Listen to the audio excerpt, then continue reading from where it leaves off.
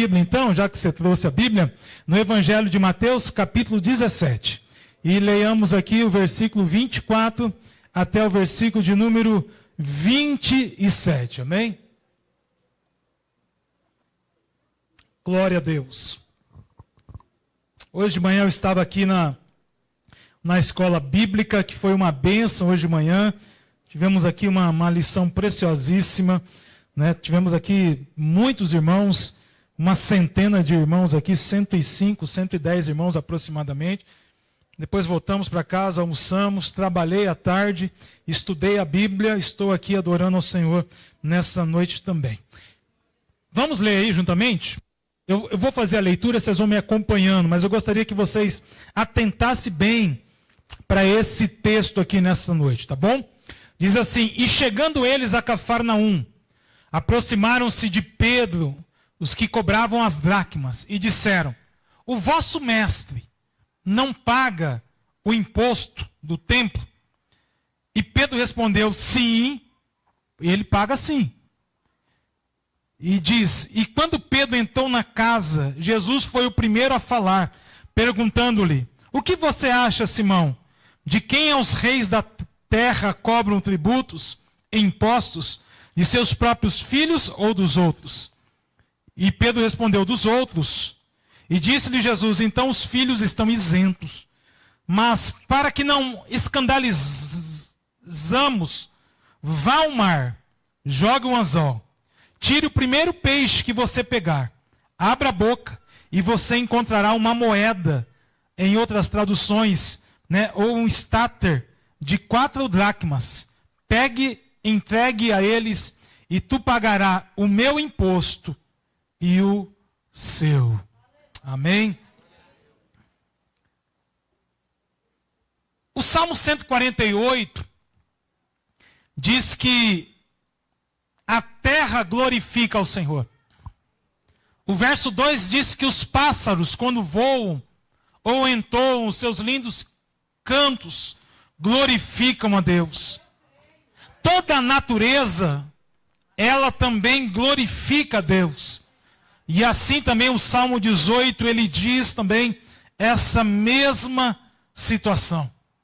E hoje eu estava pensando um pouquinho, e eu estava aqui fazendo rememorando algumas ocasiões na minha vida, e numa delas eu me lembrei de algumas situações, e que eu quero aqui trazer para uma questão aqui também bíblica e espiritual aqui para os irmãos nessa noite, é que muitas vezes nós passamos por algumas condições financeiras, e que dessas condições financeiras, muitas vezes, nós fomos enganados, nós fomos levados, nós fomos conduzidos, ou por uma situação de engano, ou por uma situação de fraude, algo que alguém nos lesou, que alguém nos enganou, que alguém muitas vezes praticou algo conosco, ou até mesmo com algo com que nós somos acometidos por uma perda do emprego, e aí sempre vem aquela preocupação, né? Vem aquela situação do ser humano que é muito claro, e que muitas vezes nos faz com que a gente fique ansiosos, tensos, mediante esses cenários. Fato é que nós nunca escaparemos ilesos de tais situações que podem acontecer também sobre a nossa vida. E esse texto, ele fala de uma situação que aconteceu com Jesus. Nós lemos aqui que Jesus está em Cafarnaum, ele está literalmente na segunda maior sinagoga de Israel. A primeira ficava em Jerusalém, e essa era a segunda sinagoga com a maior importância, né? De fato aqui tinha maior relevância, e Jesus estava dentro dessa sinagoga, estava acompanhado ali de fariseus, de coletores de impostos, de várias pessoas, de vários níveis sociais, de vários níveis profissionais. Tanto é que esse texto aqui, ele é escrito dentre os 4 evangelhos, somente Mateus escreve essa passagem. Você não vai ver essa passagem no livro de Marcos, você não vai ver essa passagem no evangelho de Lucas, no evangelho de João, somente aqui no evangelho de Mateus. E eu acredito, porque Mateus, por ter essa habilidade e o conhecimento de fato da situação, porque nós sabemos que Mateus era um cobrador de impostos, então ele tinha total qualidade para falar, conhecimento técnico para falar desse tema, e você só encontra essa passagem aqui, descrita aqui no livro de Mateus. E é esse milagre, ele é tão assim importante, mas é o único milagre que Jesus é beneficiado na Bíblia. Se você é leitor da Bíblia, você vai ver que dos 34 milagres escritos na Bíblia, somente esse milagre que Jesus se beneficia dele. Mas nós vamos ver que Jesus se beneficia dele, beneficia-se dele, mas também aqueles que estavam também ao seu lado ganham também esse benefício da parte de Jesus. Outro fator importante também, que esse milagre ele não é conclusivo. Jesus ele só dá uma ordem, não tem um final. Mas nós como crentes entendemos que o final acaba bem, que o final é um final que traz um objetivo, que o final é um final de vitória, que o final é o final de uma situação que foi resolvida ali, naquele momento, naquela circunstância do qual ele estava passando ali naquele momento. E o texto já abre numa condição de provocação. Por quê? Porque os coletores de impostos dizem para Pedro: olha, Pedro, o seu mestre aí, ele paga o imposto do templo. Por quê? Porque naquela época, todos aqueles que estavam ali em Jerusalém, uma vez por ano, eles tinham que pagar o imposto do templo.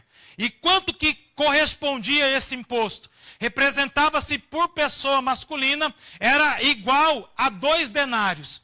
Então era igual, levando aqui para os dias atuais, a 2 dias, correspondente a 2 dias de trabalho de um homem. Então era obrigado todos os homens pagarem esse imposto. E vendo que Jesus estava para lá, estava para cá, estava ali visitando todas aquelas cidades, os coletores de impostos disseram para Pedro: Pedro, o seu mestre, ele paga imposto. Ele é fiel nos seus impostos aí, no imposto do templo. Pedro, não hesitando, em perguntar para Jesus, Pedro falou: não, paga. Ele paga sim. Por quê? Porque aquela pergunta foi uma pergunta de insulto. Foi uma pergunta capciosa. Foi uma pergunta que quiseram pegar ali Pedro naquele momento. E toda pergunta, toda ação capciosa, você tem que ser inteligente para responder na mesma altura. Sabia disso? Por quê? Porque nós servimos a um Deus. Nós não devemos assumir uma condição. E eu falei aqui nas terças-feiras, mas quero aqui falar aqui num culto também público de domingo. Um dia eu estava aqui na minha empresa anterior, numa reunião, e o CEO da empresa, antes do início ali daquela reunião semanal que nós tínhamos, estava numa mesa assim muito grande, várias pessoas, era importante, e ele assumia a reunião da ponta da mesa, eu apresentava a reunião do outro lado da mesa, e de longe ele perguntou para mim, ele olhou para mim e falou assim: por que você é o único pastor pobre? Olha só, insulto, afronta. Naquela hora, eu não sei, o que eu respondia. Mas aí veio o Espírito Santo de Deus e no mesmo instante falou assim: quem disse para você que eu sou pobre? Olhando no olho dele. Ó. A sala emudeceu. Silêncio absoluto. Na hora eu pensei: vou ser mandado embora. Sério. Coração aqui aberto, transparente demais. Vou ser mandado embora. E ele era muito duro. Uma pessoa muito sisuda, duro. Falei: vou ser mandado embora. As outras pessoas que tinham um cargo maior do que eu, assim, muito mais importante, fez um silêncio. E o povo esperando: vai levar Ele olhou para mim e falou assim: eu sei o que você está falando. Porque a minha palavra para ele foi direcionada, né, no intuito de dizer para ele que muitas vezes a nossa maior riqueza não está no bem material do qual nós possuímos. E aliás, ele é uma pessoa muito importante, uma pessoa economicamente bem abastada, economicamente. E quando eu disse aquilo lá, automaticamente o Espírito Santo foi trabalhando e trouxe a mensagem. Que ele ouviu o seguinte, que a riqueza não está nos bens do qual nós temos. E eu não fui mandado embora.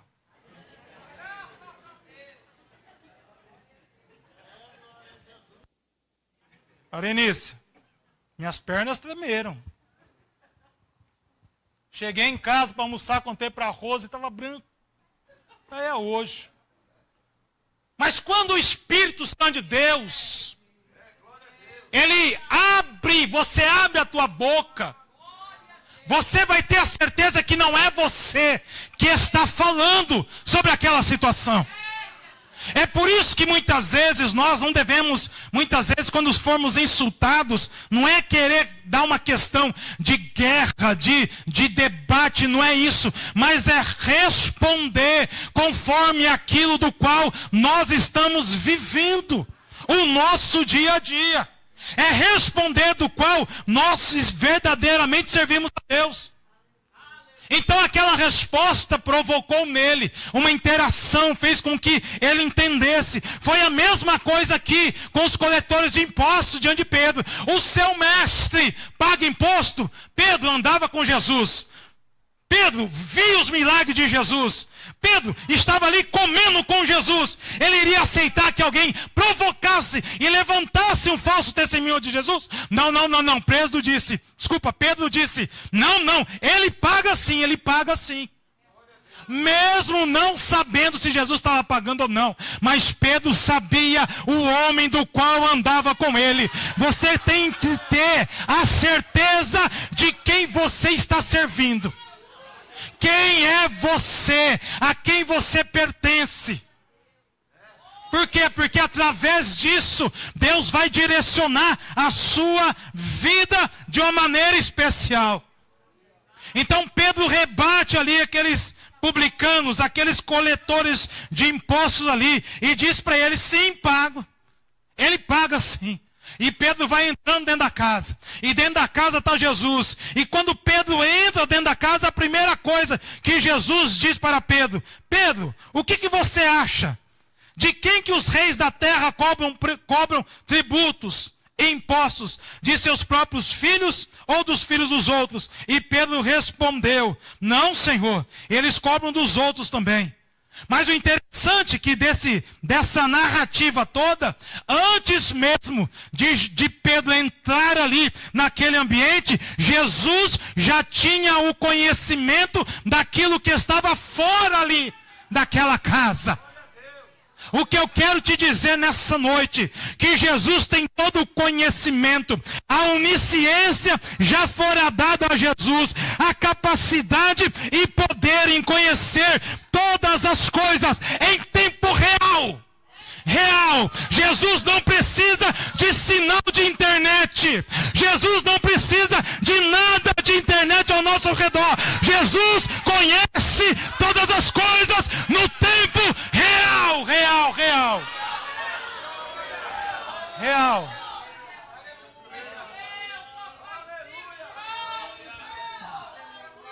Antes mesmo de Pedro perguntar para ele: tu está pagando imposto?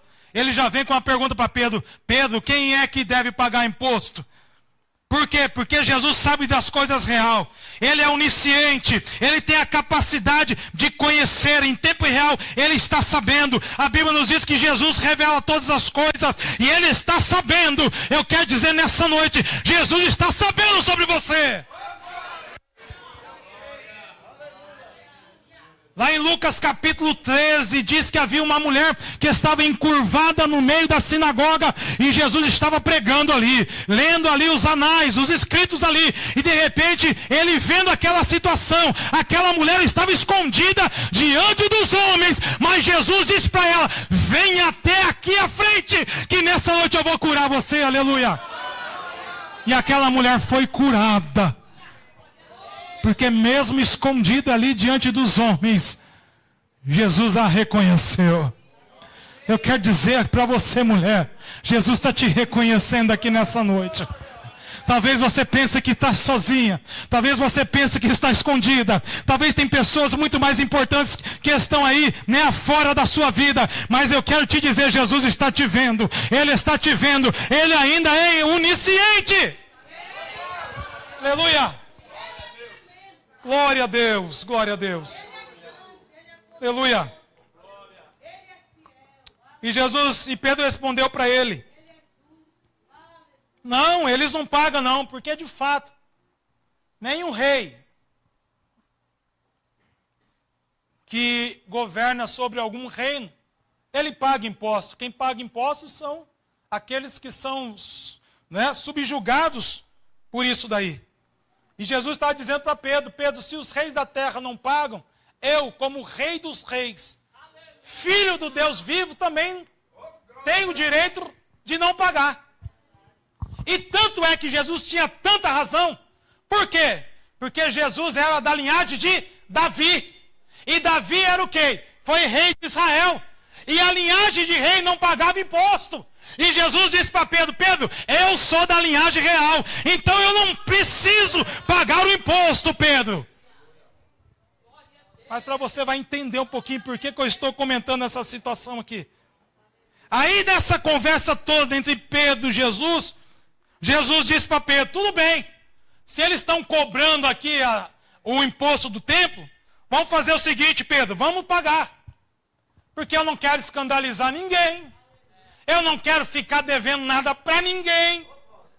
E além do mais, Pedro, quando eu faço algo, eu faço para sobejar. Diga aí para o seu irmão, quando Jesus faz algo, ele faz algo para sobejar.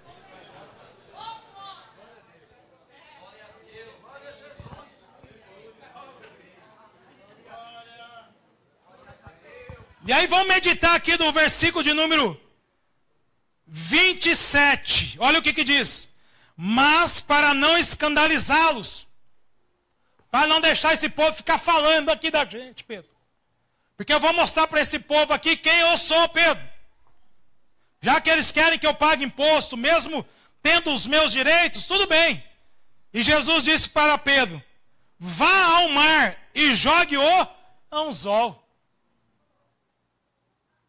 Eu quero comentar aqui 4 passos de nós sermos abençoados na nossa vida material e financeira. Primeiro deles, todo milagre caminha pela via do propósito.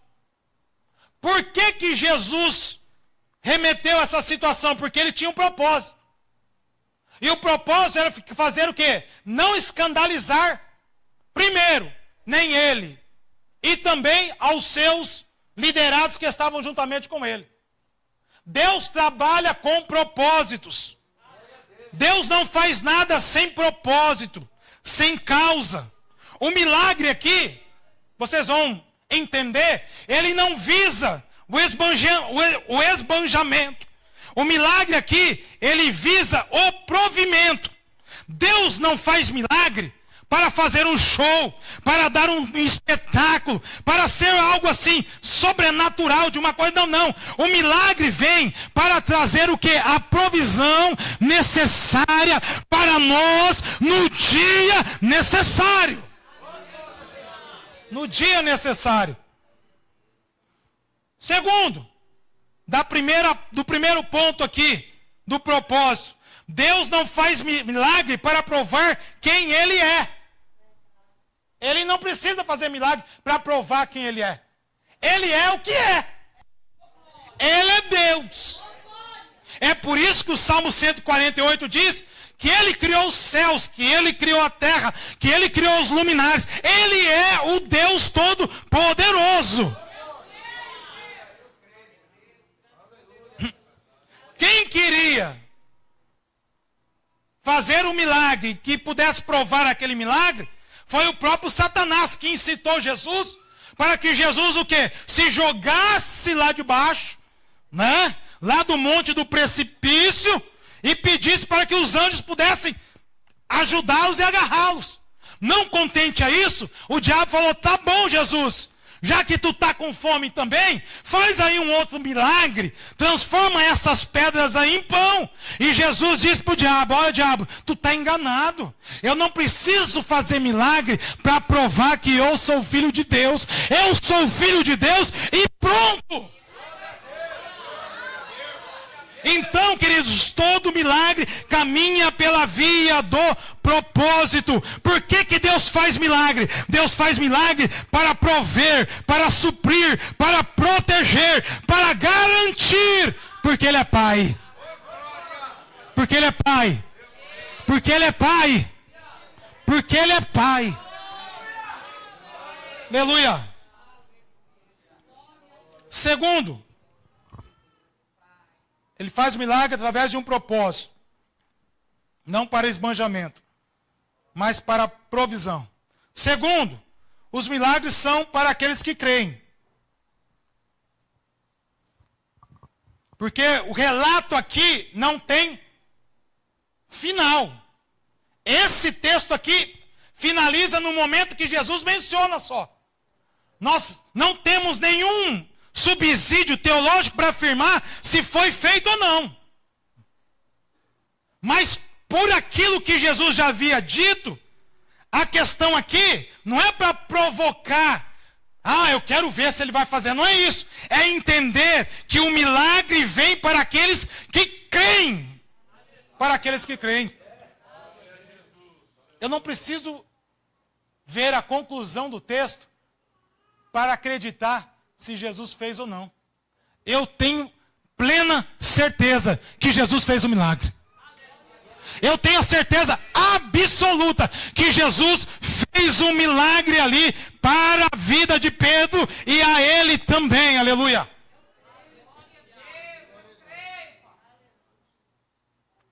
Terceiro, fala sobre obediência. Interessante que Jesus manda Pedro ir pescar. Ele ir ao mar e jogar o anzol. E olhando a Bíblia aqui, eu vejo que Jesus, né, ele remete Pedro nessa situação, porque Jesus queria evitar um transtorno, evitar uma situação desagradável. Por quê? Porque quem anda na via da obediência desfruta da provisão de Deus em tempo oportuno. Então a obediência nos leva à provisão com Deus. E Pedro estava ciente dessa situação. Agora, atente comigo. Pedro já andava com Jesus há no mínimo 2, 3 anos. Fora quando Jesus iniciou a sua vida ministerial. Pedro já havia vendido o barco, porque ele tinha um barco juntamente com André. Pedro era pescador. Pedro já havia vendido a rede. E Jesus fala para ele: tu vai voltar lá e vai lançar o anzol. Quem é pescador aqui, habilidoso pescador, sabe que para lançar o anzol tem que ser com vara. E Jesus manda Pedro voltar a uma situação que ele já havia deixado. E aí imagine Pedro lá com a vara e vendo os barcos passando. Ô Pedro! Pedro, o que está fazendo aí, Pedro? Pedro, você não tinha o barco? Pedro, agora você está pescando com vara? Está regredindo, hein, Pedro? É, Pedro, você está caindo aí. Você começou a andar com Jesus e parece que você, em vez de você estar ganhando alguma coisa, parece que você está perdendo, Pedro. Você acha que não teve essas condições? Claro que teve. Claro que houve alguma situação nesse contexto aqui. A Bíblia não diz isso. Mas muitas vezes nós passamos por isso também. Às vezes nós decidimos seguir a Jesus, andar em obediência com Jesus. E às vezes as coisas não estão andando como nós achamos que devemos andar. Às vezes nós achamos que isso está demorando demais. E às vezes passa alguém imponente, achando que é o dono do mundo. E vê lá, está vendo lá o fulano, começou a servir a Jesus, mas está lá trabalhando, olha lá de novo, parece que não tem descanso. Era a mesma situação, mas Pedro sabia a voz que falava com ele. Pedro tinha entendimento daquela voz que havia falado com ele. Pedro foi o quê? Ele teve obediência em entender, aleluia, que aquilo era próprio Jesus que havia dito para ele. E o dever dele era executar. O dever nosso é executar. Aquilo que Deus manda, executa. Aquilo que Deus fala, executa. A obediência, muitas vezes, ela não tem uma lógica. Para Pedro não tinha lógica nenhuma e pescar novamente. Eu acho até que ele queria jogar a rede. Habilidoso que era, mas era para lançar um anzol, era para ser com vara. Às vezes nós não entendemos as lógicas de Deus. Às vezes nós não entendemos, mas era o princípio que Jesus tinha dado para ele. Deixa eu te dizer uma coisa. Às vezes nós não entendemos a lógica, mas se nós entendemos os princípios de Deus, nós seremos abençoados quando nós atentamos para esses princípios. Para esses princípios. Obediência. Seja obediente. Seja obediente à sua liderança, seja obediente ao seu pastor, seja obediente. Eu não preciso ser obediente ao meu pastor. Tudo bem. Meu pastor é Deus, graças a Deus que é Deus. Mas você tem um pastor que zela pela sua alma. Você tem um pastor que ora pela tua vida. Você tem um pastor que muitas vezes está aqui, né? Dia, noite, sol, chuva. Fazendo duas funções. E tantos, não é só, eu estou falando de mim, mas eu falo no contexto geral. E muitas vezes nós deixamos de obedecer. Muitas vezes aqueles que têm uma autoridade eclesiástica sobre a nossa vida. Mas isso é princípio. Quando você entende que isso é princípio, você traz para si, você atrai para si bênçãos que vêm da parte de Deus. Bênçãos que vêm da parte de Deus.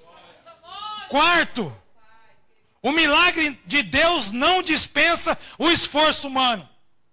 Está enganado que acha que Deus vai fazer milagre e você deitado lá na sua cama esperando. Está enganado. Está enganado. E eu ouço muitas pessoas falar, Deus está preparando uma bênção para você. Pelo contrário, Deus está preparando você para a bênção. É que nós não estamos preparados para receber a bênção de Deus. E aí a gente entra nesse jargão, né? Que Deus está preparando uma grande bênção. Não, Deus está preparando você para a bênção. Se você entrar no caminho, se você entender o propósito, se você crer, se você ter obediência e empreender o esforço humano, se prepare, você está no caminho certo. Tanto é que o milagre passa pela sua disposição. Lembra do povo de Israel? Para entrar na terra de Canaã, tiveram que lutar. Tiveram que vencer os inimigos. Tiveram que ser alimentados diariamente com o maná. E o interessante é que o maná, Deus não poderia trazer o maná, escuta só, do lado da casa. Do lado da tenda, ali dos israelitas. Caiu o maná do lado da tenda. A irmã poderia ir lá pegar o maná da janela. Pegar o maná, pôr na panela e fazer. Falou, não. O maná vai ficar 2 km do arraial, obrigado. Do arraial aqui. Para que vocês possam ir lá, pegar o maná, depois voltar. Olha como Deus é maravilhoso. Deus já estava pensando na saúde das irmãs lá da época.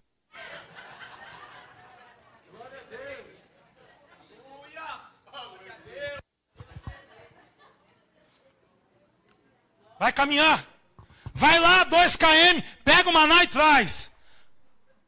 Aí, imagine só, aqueles que eram afobados, ansiosos, pegavam um monte de maná e traziam. Mas, será? Se Deus não mandar o maná amanhã, eu vou ter aqui um pouquinho comigo. Trouxeram o primeiro dia. Só que a família era pequena, sobrou o maná. Quando viu para o outro dia, o maná estava bichado. Aí Deus falou, vocês não estão entendendo. O maná é para o dia. Isso, para o dia. Todo dia eu vou dar a provisão. Todo dia eu vou fazer com o maná desça do céu, fora do acampamento do arraial, e você vai lá, vai buscar e trazer para sua casa. Só haverá um dia que você vai pegar em dobro. Esse dia eu estou determinando aqui que será o dia de sábado. Aí sim você vai pegar dobrado também. Deixa eu te dizer aqui nessa noite, Jesus está cuidando de nós dia a dia. Jesus está cuidando de você dia a dia. Dia a dia, no dia a dia, é no dia a dia, é no dia a dia.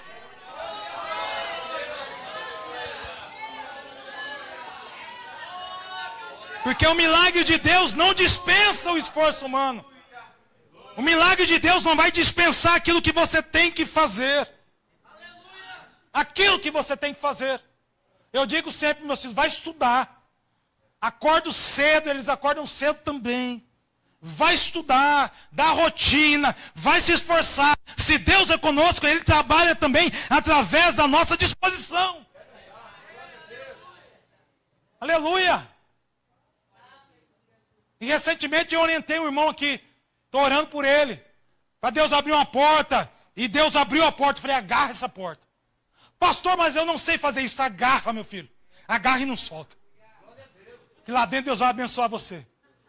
Deus vai arrancar um, aí Deus arranca outro, você vai andando. E Deus vai tirando, você vai andando. E Deus vai tirando, você vai andando. Assim é andar com Deus, dia a dia andar com Deus. Quem crê, dá glória a Deus nessa noite.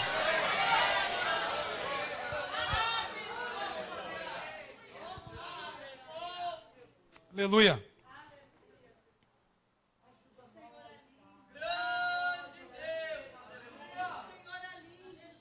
Interessante que falou, joga um anzol e tu vai tirar o primeiro peixe que você pegar.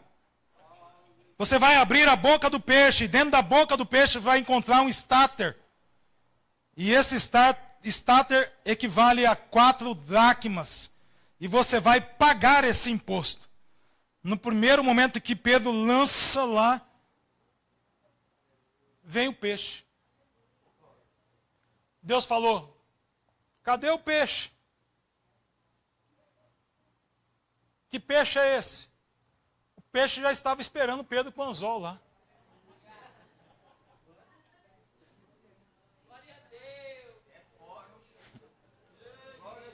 Não foi Pedro que pegou o peixe. Foi o peixe que entrou no anzol. É que nem Piracema, os peixes vão vindo, vão pulando. O peixe, irmão, entrou no anzol. E o interessante é que o peixe dentro dele tinha um estáter. Tinha um estáter dentro do peixe. E quando Pedro ele tira o peixe, né? Ele arranca o peixe, ele abre a boca do peixe, está a moeda dentro do peixe. Olhando agora pelo lado geográfico, né, físico aqui, tem professores aqui, mas eu estava estudando isso aqui na parte da tarde. Peixe não come nada sólido, querido. Não come nada sólido. Mas lá no mar da Galileia, tem um peixe lá, chamado tilápia de Sião. Tilápia de Sião. E o que é essa natureza, esse grupo, né, de peixe ele faz? Quando os filhotes são gerados, esse peixe em específico aqui, essa tilápia de Sião, quando ela desova para proteger os filhotes, ela vai lá e abocanha os filhotinhos dentro da sua boca. E aí ela armazena e com o tempo ela vai soltando os filhotes mediante, né, aos perigos que estão em volta daquilo ali. Então essa tilápia aqui de Sião já tinha isso como algo natural. Mas alguém, numa circunstância ou outra, deixou cair no passeio lá durante o mar da Galileia um estáter.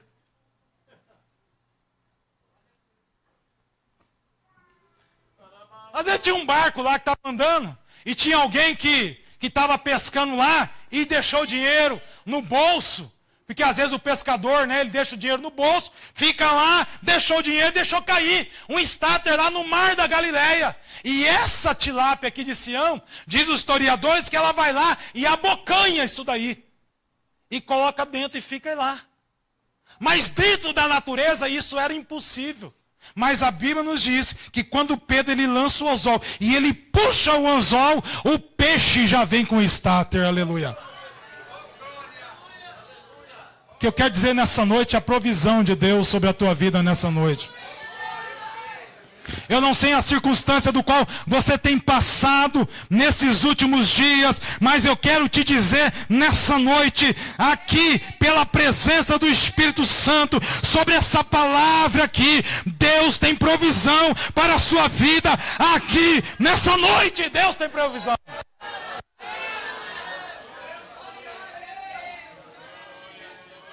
Aleluia.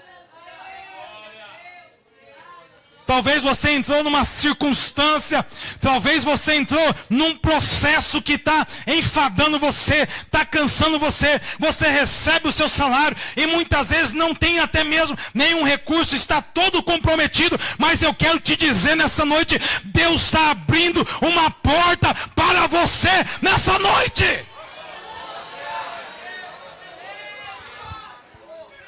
Deus vai dar condições para você regularizar a tua situação financeira. Quem crê, diga amém. Deus vai dar condições para você regularizar a sua vida financeira. O Espírito Santo de Deus aqui me revela aqui pessoas que estão numa situação, mas Deus manda te dizer que Ele vai ajudar você a regularizar a sua questão financeira. Aleluia. Aleluia. Para que você não venha escandalizar. Para que você venha regularizar. Para que você venha colocar tudo em ordem. Aleluia. Aleluia. Aleluia. E olha que interessante. Quando ele abre a boca do peixe, versículo 27, ele encontra uma moeda de 4 dracmas. Ou um estáter, que tinha o valor médio, né, o valor monetário, que era de 4 dracmas. E quanto era o imposto que tinha que pagar? 2 dracmas. Então, quando aqueles coletores disseram para Pedro, Jesus paga o imposto? Pedro disse, sim, ele paga. E aí, quando Pedro vai, lança um anzol, a vara de pescar, vem o peixe, pega o estáter é equivalente a 4 dracmas. Era para pagar o valor de Jesus e o valor de Pedro. Sabe por quê, Waz? Porque a bênção de Deus não favorece somente a você. Porque a bênção de Deus favorece todos aqueles que estão ao seu redor. Porque a bênção de Deus favorece aqueles que estão com você, que andam com você, que faz com que esteja ao seu redor também. A bênção de Deus, ela vem para todos de uma forma esplendorosa, aleluia. Ela vem para sobejar. Ela vem multiplicada. Por quê? Porque quando você é instrumento do milagre, você participa do resultado do milagre. Pedro era o instrumento do milagre para Jesus. Mas Jesus queria mostrar para Pedro, Pedro, você é o instrumento. Você também vai participar do resultado do milagre. Volta para mim, Tiago. Aleluia. Quando Deus te usa para promover o milagre, você também participa do resultado desse milagre. Porque as coisas de Deus é para sobejar. As coisas de Deus nunca é aquilo que é ralo. Não é ralo. Vai sempre sobrar alguma coisa para você organizar aquilo que precisa ser organizado.